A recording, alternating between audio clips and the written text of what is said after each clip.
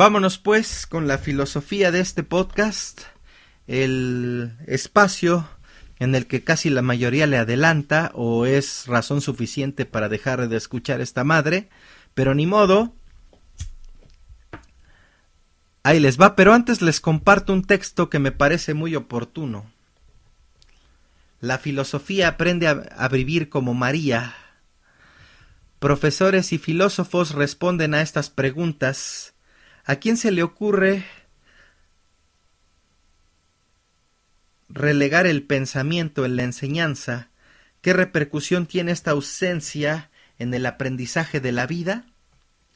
Profesores y filósofos responden a estas preguntas. ¿A quién se le ocurre relegar el pensamiento en la enseñanza? ¿Qué repercusión tiene esta ausencia en el aprendizaje de la vida? Pero ¿a quién se le puede ocurrir quitar la filosofía de la primaria, de la secundaria, del bachillerato? ¿Al gobierno? ¿Pero por qué? Además, ¿a quién le sirve que el pensamiento se relegue entre la materia que forman parte del aprendizaje de la vida? ¿Cómo han reaccionado los filósofos ante esto? ¿Y los que enseñan filosofía? Pues con estupor, ¿cómo es que van a reaccionar?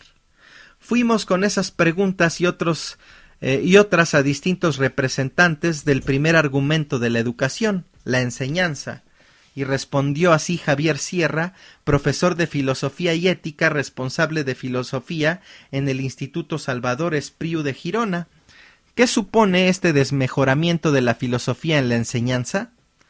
En realidad hay que decir que la filosofía en sí está en plena forma, que la gente, los ciudadanos reflexivos, sensibles a los valores, conscientes de su responsabilidad, sigue pensando con profundidad filosófica. Lo que está muy mal es la clase política que mete su zarpa en la capacidad crítica y la autonomía mental de los ciudadanos, permitiendo sin inmutarse la telebasura y la pobreza mental en el ámbito público. No es cómoda para los amigos de lo convencional, dice Ángel Gabilondo. Serra cree que leyes ideológicas de educación como la que se acaba de aprobar pretenden eliminar sencillamente, a un plazo no muy largo, un área docente de la enseñanza secundaria y, si pudieran, de la universitaria. La filosofía se enseña al menos desde la Academia de Platón hace 2500 años y una generación de personajes pendientes solo de los votos, de los resultados PISA y de moverse para seguir flotando, la pretende aniquilar. Serra constata con cierto regocijo melancólico el acuerdo unánime del Parlamento de Cataluña a favor de la enseñanza de la filosofía y la ética en un currículum básico del alumnado. Es una proposición no de ley. Se pide al gobierno catalán que comunique al gobierno del Estado el error que está cometiendo en este punto, pero lo importante no es solo la unanimidad ni tan solo la claridad, sino la explícita aseveración de dar esa formación a nuestros jóvenes. ¿Quién podría oponerse? Nunca se respetará la dignidad humana, ni la pluralidad de opiniones, ni el deseo noble de buscar el bien común si se niega la filosofía. En eso están de acuerdo el 100% de los representantes electos de Cataluña. Países como Francia o Finlandia incluyen esta formación desde la primaria y mucho más gente. Por ejemplo, el filósofo Ángel Gabilondo, que fue ministro de Educación en el último gobierno socialista y que sigue siendo catedrático de metafísica en la Universidad Autónoma, él dice: la filosofía es determinante para impulsar el camino hacia un pensamiento crítico, racional y razonable. ¿Sí? Porque esa es una parte muy importante. De repente creemos que criticar ya es suficiente, pero no es así. Hay que hacer una crítica, hay que racionalizar y luego hay que ser razonable con las conclusiones a las que llegamos para después, luego entonces, empezar a hacer algo por cambiar el pedo, que es un poco de todo lo que hemos venido hablando en este podcast. Es indispensable conocer no solo la historia de las ideas, también la historia del pensamiento, la generación de determinados conceptos, la visión que procuran, sus efectos y su funcionamiento. Pensar no es una mera actividad mental, comporta todo un modo de hacer y de proceder y requiere mucho conocimiento. Es parte del barniz cultural cómo nos hace daño, pero bueno, ¿Qué supone esta dejadez? Según el filósofo Gabilondo, la filosofía es un modo de saber, no creer, saber, necesario para comprender el seguimiento de las categorías que constituyen nuestro presente, que se cuestiona sobre el estado de cosas, lo problematiza y abre posibilidades para pensar de otras maneras. En este sentido, no resulta cómoda para los amigos de lo convencional. Que se lo plantee no significa que no aporte respuestas, que siempre zanjan las preguntas, sino que a menudo la desplazan hacia posiciones menos cómodas y más ricas. Para quienes consideran que el conocimiento ha de ser inmediatamente aplicable, añade Gabilondo, y es únicamente interesante, como medio o instrumento, semejante pensar les resulta infecundo. Su ausencia provoca falta de sentido crítico al alumnado. La filosofía es un modo de saber, necesario para comprender el seguimiento de las categorías que constituyen nuestro presente, que se cuestiona sobre el estado de cosas, lo problematiza y abre posibilidades para pensar de otra manera. En este sentido no resulta cómoda para los amigos de lo convencional. Por ahí va el argumento de Antonio Campillo, presidente de la Red Española de Filosofía. Él cree que la reducción drástica de los estudios de filosofía en la LOMSE responde a razones claramente ideológicas y cita estas dos. Por un lado, la ética de cuarto de la ESO, actualmente denominada ético-cívica, se suprime, al igual que la educación para la ciudadanía y los derechos humanos de segundo de la ESO, para potenciar en su lugar la religión, de modo que la ética deja de ser una materia filosófica común para todo el alumnado y se convierte en una alternativa a la religión bajo el nombre de valores éticos, devaluando su dimensión filosófica y eliminando su obligatoriedad. Importa más el mercado de trabajo, se queja el profesor Manuel Cruz. La segunda razón ideológica, según Campillo, la historia de la filosofía de segundo de bachillerato también deja de ser obligatoria para todo el alumnado, ni siquiera es obligatoria en el bachillerato de Humanidades y Ciencias Sociales, porque se trata de potenciar la historia de España, reservándose el Ministerio de la fijación del 100% de los contenidos de esta última asignatura, para no dejar margen competencial alguno a las comunidades autónomas, especialmente Cataluña y el País Vasco.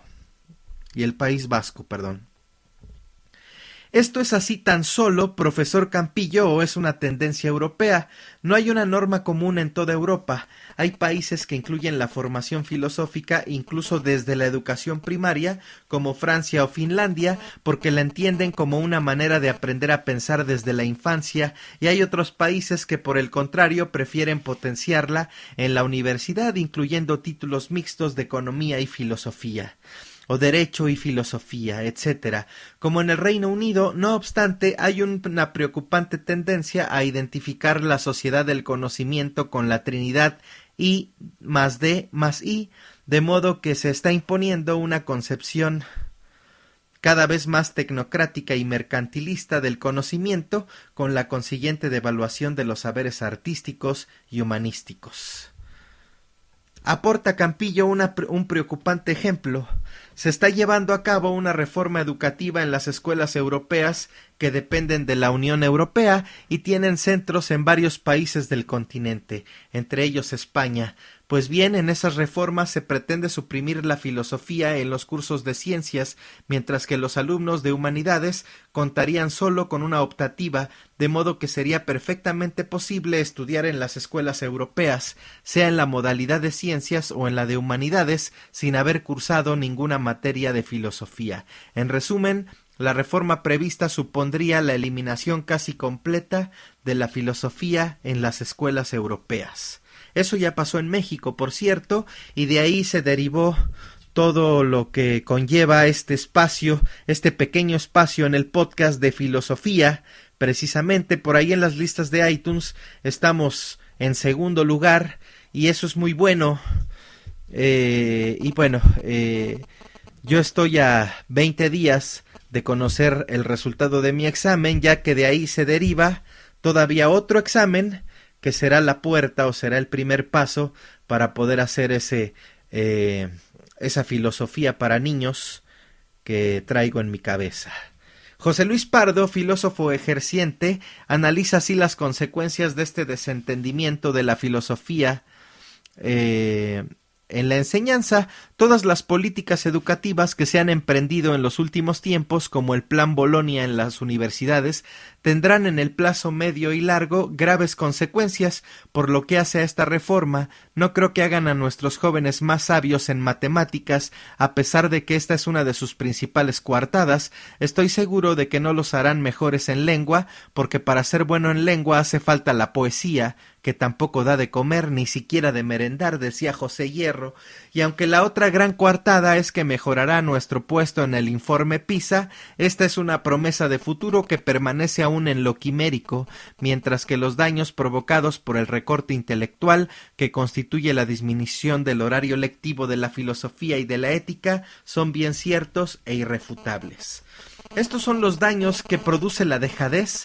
Desde luego, dice Pardo, es cierto que la filosofía no da dinero ni poder, pero la cuestión es que ni los mercados ni los ministerios pueden evitar que los seres humanos no estemos hechos exclusivamente para la rentabilidad. Alguien puede tener la ilusión de que con estos cambios neoliberales en la cultura educativa nuestra sociedad volverá pronto a la prosperidad. Pero la cuestión es que, como la crisis económica nos ha enseñado, esa presunta riqueza, hoy tan añorada, puede ser también una forma de pobreza. Aunque sea menos ostentosa que la de las hambrunas, no es ni menos grave, ni menos injusta, ni menos inhumana.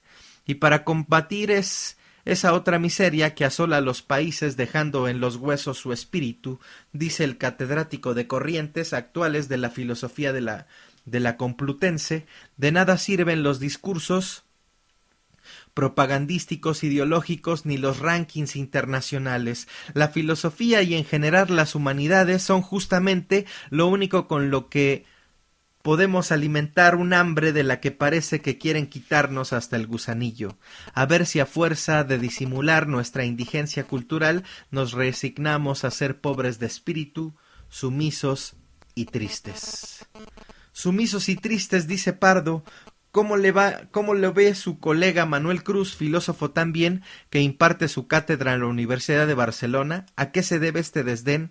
Creo que se trata en efecto más de un desdén que de una planificada campaña en contra de la filosofía. Parece claro que las más altas autoridades tienen una concepción del proceso educativo extremadamente técnico-instrumental. No les importa otra cosa que no sea la adecuación del mercado por parte de programas de estudio en sus diferentes niveles. De hecho, el propio ministro José Ignacio Wert llegó a hacer recientemente unas declaraciones en las que consideraba motivos espurios para decidir a qué se quería uno dedicar en la vida, esto es, a la hora de elegir una carrera, cosas tales como la pasión por una disciplina, la vocación, el deseo de enriquecer la propia tradición o similares.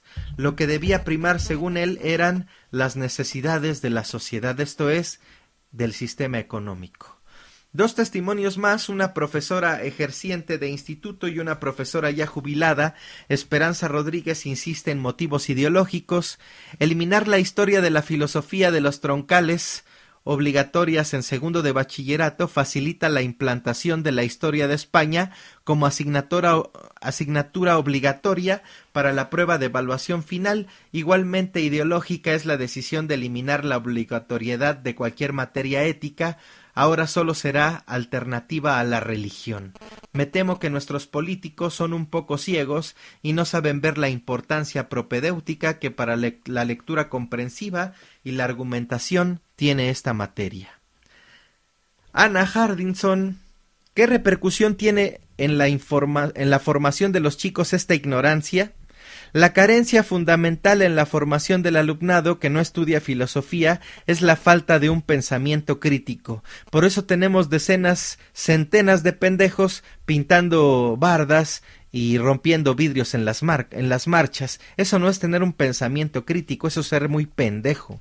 Además de la carencia cultural que implica ignorar la historia del pensamiento occidental, no conocer el pensamiento lleva a no entender adecuadamente los distintos momentos históricos y culturales.